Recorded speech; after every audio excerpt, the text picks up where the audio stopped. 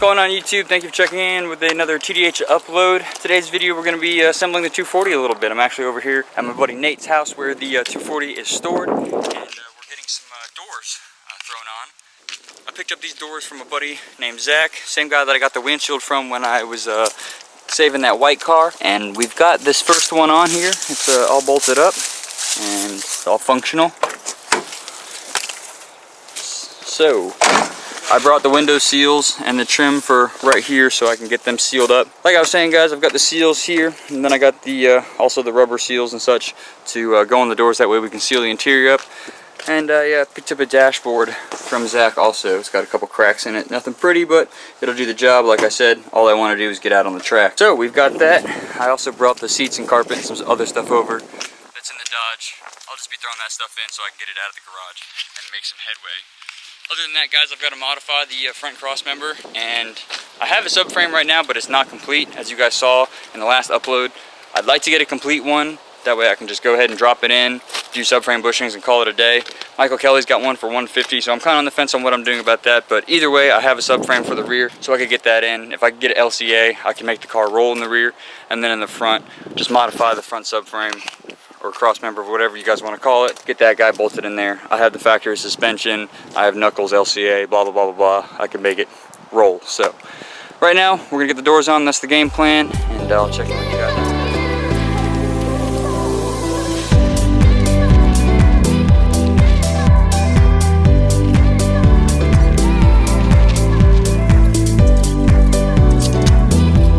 Alrighty guys, I want to check in with you. We've got the doors on there. They are bolted up.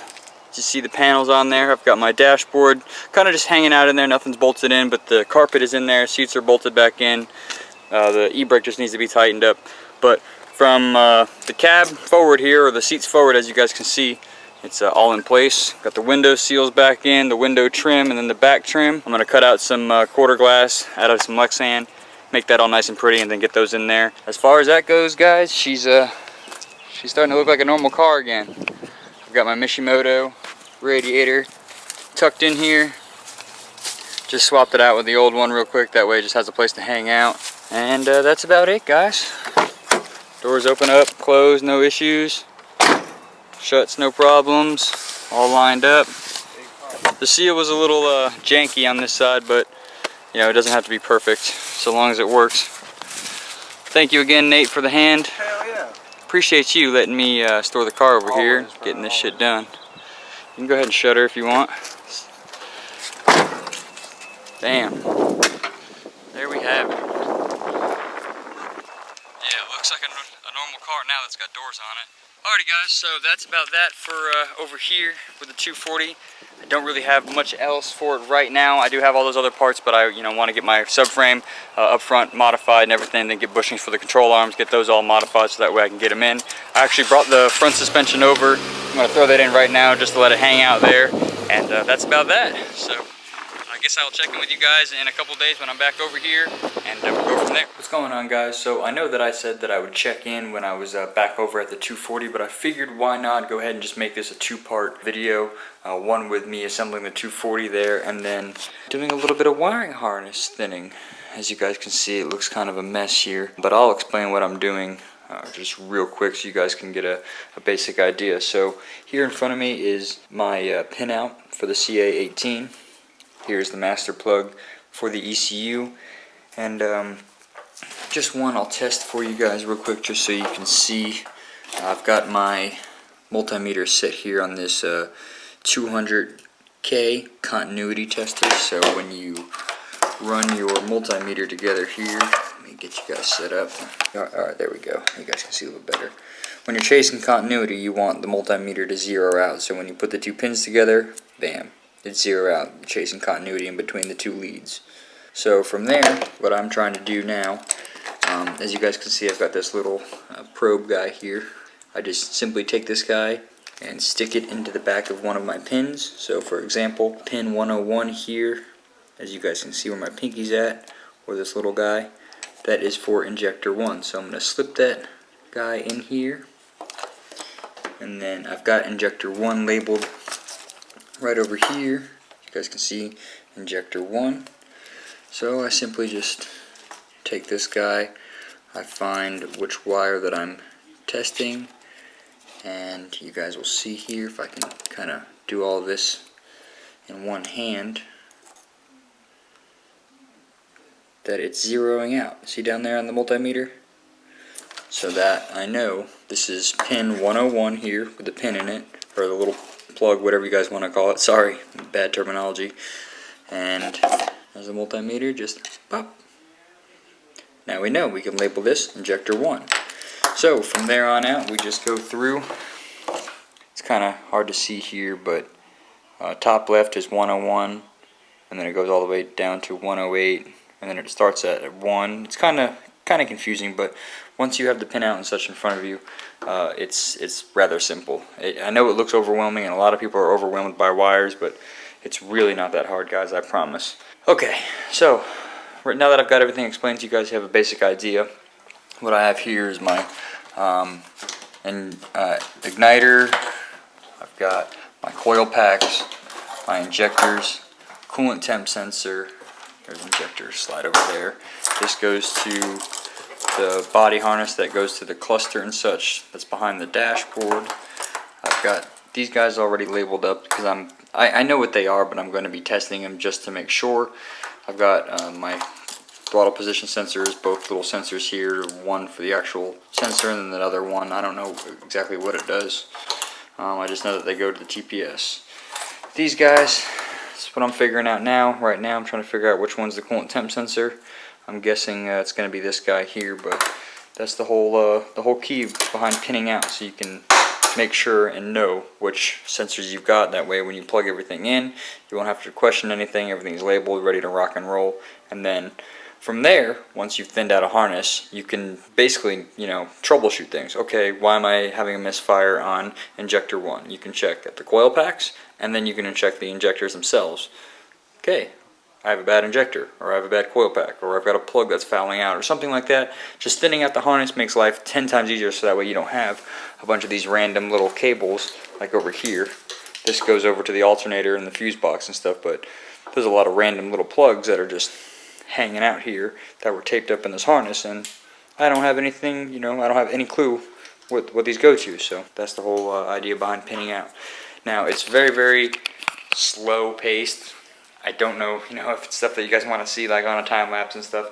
I try not to make these videos like redundant. It's really hard not to, kind of upload like the same quality, or not the same quality, but like the same content of like me doing the same things over and over again, because it's pretty straightforward and I have no real way, of going around it.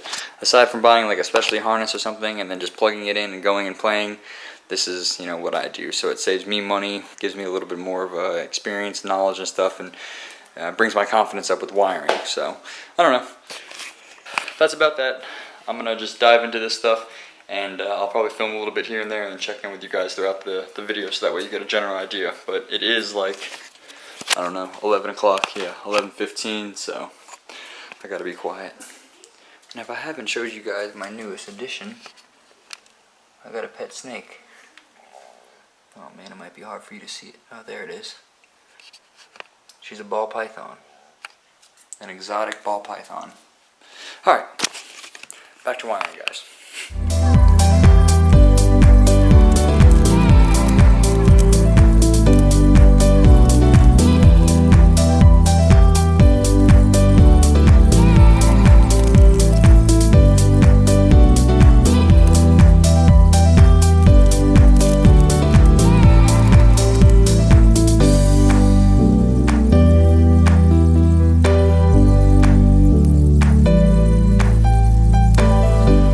Wiring harness has been labeled and it's all been ran through. I do want to apologize real quickly though about the fish tank. You guys can hear the filter probably running in the TV in the background, so I'm going to make this real quick.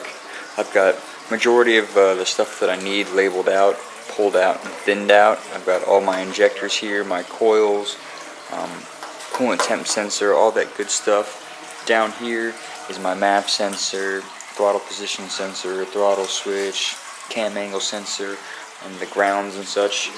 Everything's been pulled out, labeled, and ready to rock and roll.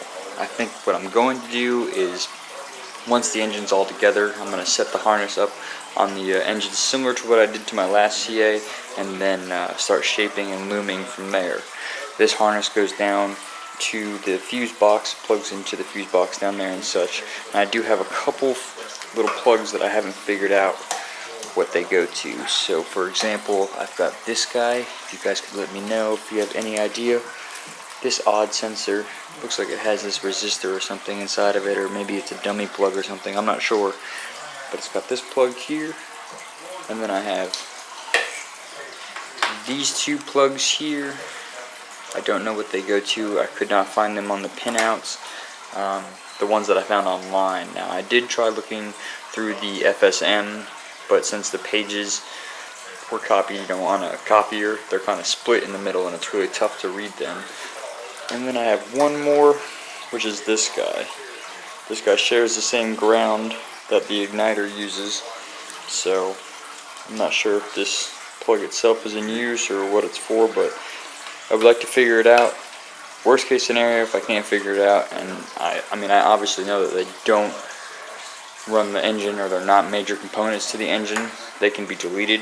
I would just rather figure out what they go to and then delete them afterwards, so that way I know I'm deleting the right things and, you know, not removing something that could potentially be in use. Anyways, guys, I'm pretty confident in all the rest of this stuff. Like I said, I've done this once before on my last CA, so that's about that. It's pretty straightforward. I probably will film another section to this video, like I said, when I get it strung out over the engine, and that way I can loom it to the engine, that way I can tuck wires under the intake manifold around the engine and all that good stuff. So that is about that, guys. It was kind of a tiring job. It is a little late. It's coming on 1 o'clock in the morning, so I'm probably gonna get ready to head to bed, and we'll be back at it tomorrow morning. I gotta do some stuff to the Dodge. Needs a pinion seal and a ready sleeve. Might as well do, you know, gear flush while I'm in there and reseal the diff. So there's a lot of things to do on the agenda. Just be on the lookout for that content, guys. Thank you so much for watching. That is about it for this video. Please hit that like button, drop a comment below. If you're new to the channel, hit that subscribe button. We're doing a ton of CA stuff, a ton of JZ stuff, 240 stuff, Cummins stuff. It's all on the channel. So thank you again, guys. I'll see you later. Deuces.